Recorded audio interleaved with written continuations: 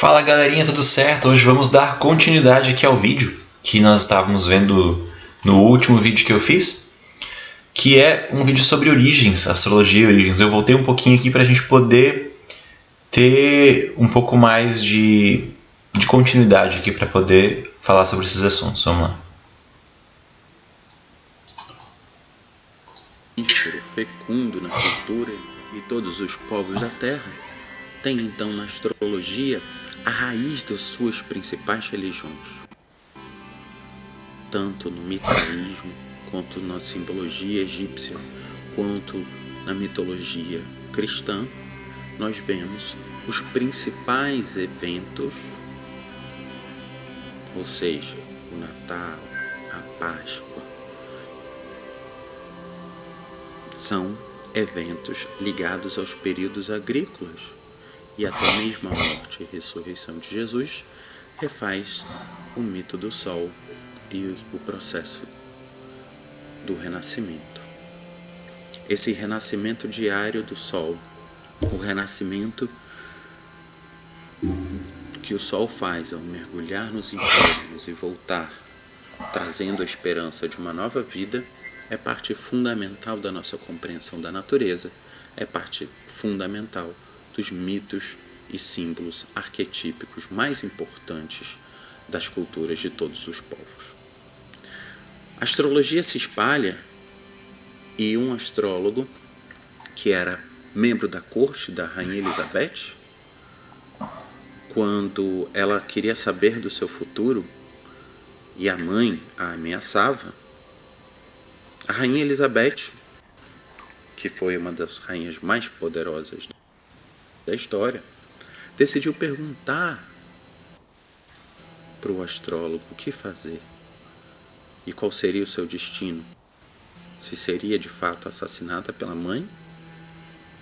Foi aí que o astrólogo falou: não, princesa, você não vai morrer. Pelo contrário, vai se tornar uma grande rainha.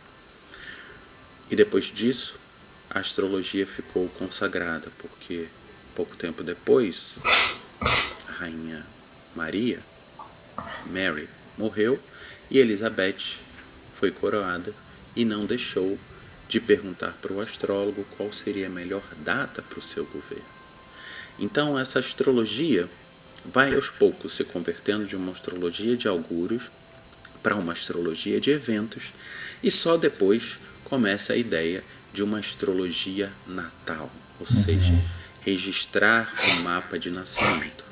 É importante entender que esse é um processo que vai e surge principalmente no Renascimento, com a proliferação das ideias e o Renascimento grego durante os períodos de difusão cultural, tanto no mundo árabe quanto no mundo ocidental.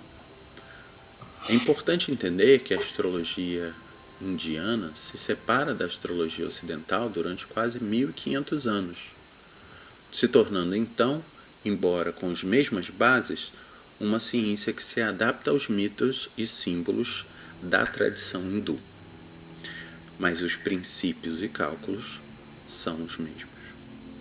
O que é importante também é entendermos que, com a emergência do iluminismo e a formação das ciências, a astrologia ficou então relegada a uma condição secundária. Mas principalmente uma astrologia moderna que surge sob influência da sociedade teosófica, ainda no início do século, faz com que a astrologia se torne cada vez mais popular. Temos até um exemplo clássico de quando uma astróloga nos Estados Unidos foi julgada, e ela fez questão de que ela fosse julgada numa corte em Nova York. Enquanto estava sendo julgada, o juiz pediu para que ela lesse então um mapa de uma pessoa. E ao ler o mapa, falou que essa pessoa viveria pouco tempo e que provavelmente morreria afogada. Ela não sabia, mas para surpresa de todos, o mapa era do filho do juiz, e seu filho tinha morrido de fato afogado alguns anos antes, na piscina de casa. Esse fato fez com que a astrologia tivesse um julgamento no campo da pesquisa e da ciência que foi se desenvolvendo aos poucos.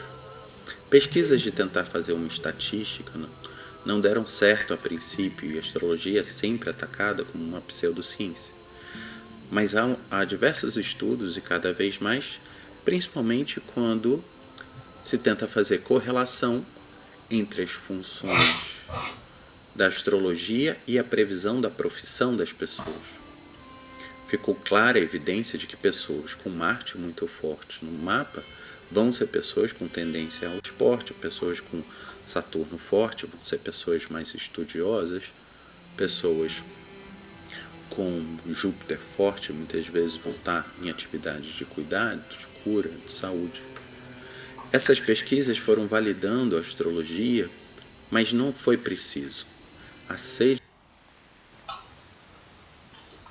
de conhecimento e de sentido e propósito que a astrologia nos dá fez da astrologia talvez a ciência que acabou ocupando um espaço de muitas religiões, e principalmente nos dias de hoje, vemos a geração milênio cultivando uma relação com a astrologia que realmente substitui muitos dos espaços de sentido que as religiões ocupavam durante a Idade Média.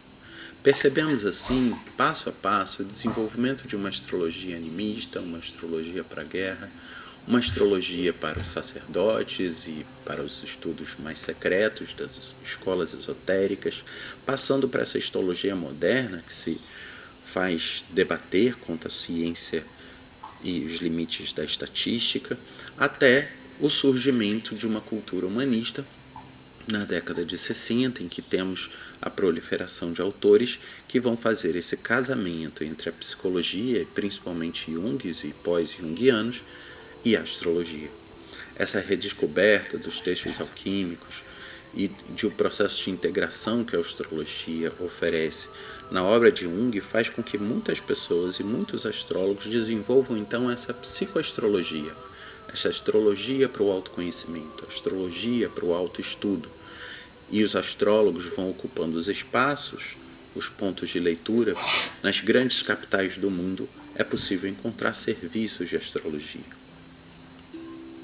Os autores do início do século se proliferaram muito e nós mesmos, aqui na Multiversidade, registramos a ideia de uma astrologia sistêmica integral, em que podemos revisar e reprogramar os programas astrológicos.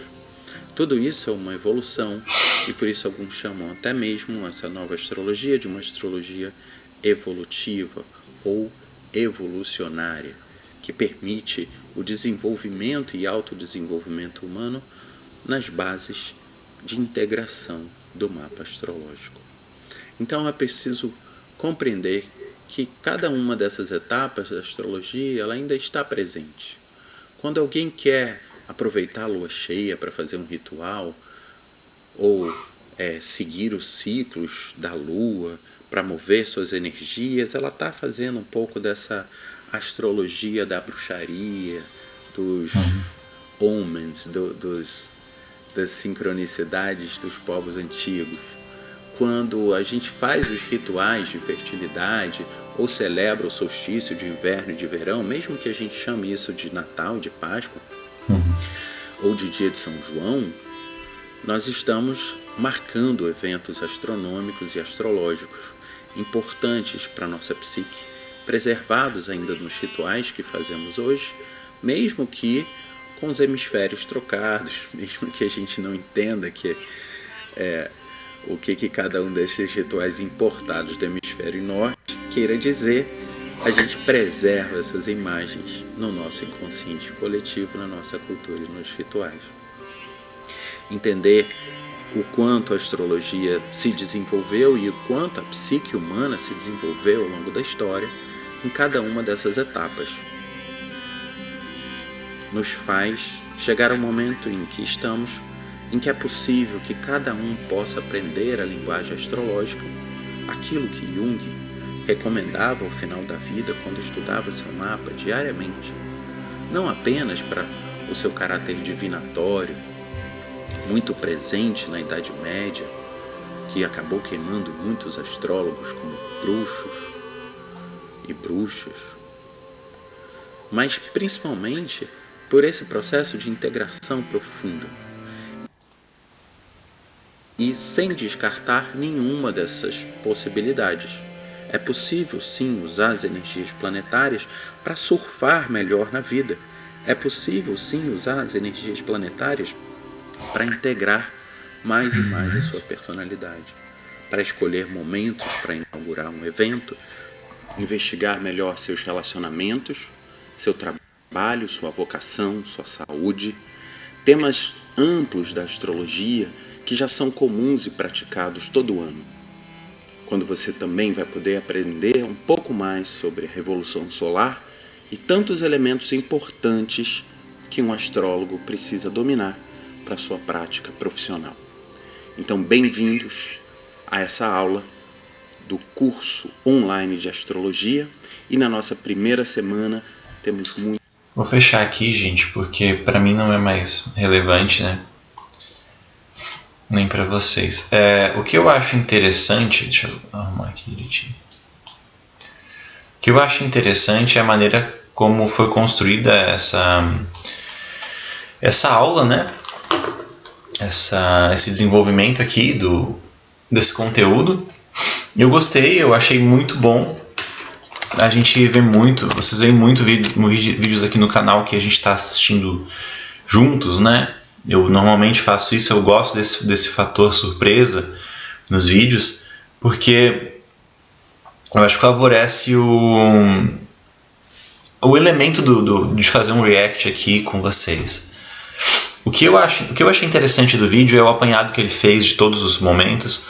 No primeiro momento, né, do vídeo, falei o que eu achava pertinente, e agora eu acho interessante que a gente fale de outro elemento que é muito, muito relevante aqui. O Jung, ele trouxe elementos e estudou a astrologia de uma forma, e o Freud não fez isso, não se debruçou dessa maneira como o Jung fez, né? Então, por isso, nessa jornada, em todo esse vídeo, o Jung é citado e o Freud não. E é interessante que a gente perceba o mínimo olhar que a gente deve ter para estudar astrologia em relação àquilo que tem a ver com ocultismo, tem a ver com espiritualidade, tem a ver com filosofias, estudos de vida e estudos humanos que não necessariamente falam de algo científico. E só porque não é científico não quer dizer que é interessante, não quer dizer que é verdadeiro, e não quer dizer que não seja tão rico, profundo profundo mesmo, né, dentro dos estudos que a gente pode ter de diversas coisas que a gente tem hoje em dia com acesso à internet. A astrologia é um assunto absurdamente gigante, vasto, e que também não está parado. A gente sempre tem que olhar a astrologia dessa maneira, tá certo? É claro que tem muita gente que não tem um conhecimento, não sabe passar esse conhecimento de maneira tão honesta, e é claro que tem pessoas que querem ganhar dinheiro com essa profissão que é a astrologia, e é claro que tem profissionais que não são tão bons e nem tão capacitados assim para exercer a astrologia, justamente por se tratar de uma área tão subjetiva e que não está na esfera da ciência, tá certo? Eu espero que vocês, como estudantes de astrologia, assim como eu sou também, olhem para isso, olhem para esse tema com um pouco de crítica, um pouco de pé atrás, e ao mesmo tempo que vão se jogando no estudo, vão se perguntando, vão fazendo análise para vocês. Será que um virginiano é assim? Será que é dessa forma? Será que alguém que tem um sol em leão é dessa forma? Será que o ascendente num signo de água me deixa o nativo mais introspectivo, mais enigmático, mais receptivo no grupo? Será que é dessa forma? É isso que eu quero que ao final desse vídeo vocês tenham em mente, tá certo? Se vocês fizerem isso para mim, Tá ótimo? O objetivo foi alcançado aqui, tá bom? Muito obrigado por terem assistido esse vídeo. Deem um like, se inscrevam no canal, compartilhem esse vídeo. Deixem nos comentários aqui as dúvidas, que as dúvidas de vocês podem gerar um outro vídeo, tá certo? Muito obrigado por terem assistido até aqui. Então a gente se vê no próximo vídeo. Valeu, até a próxima!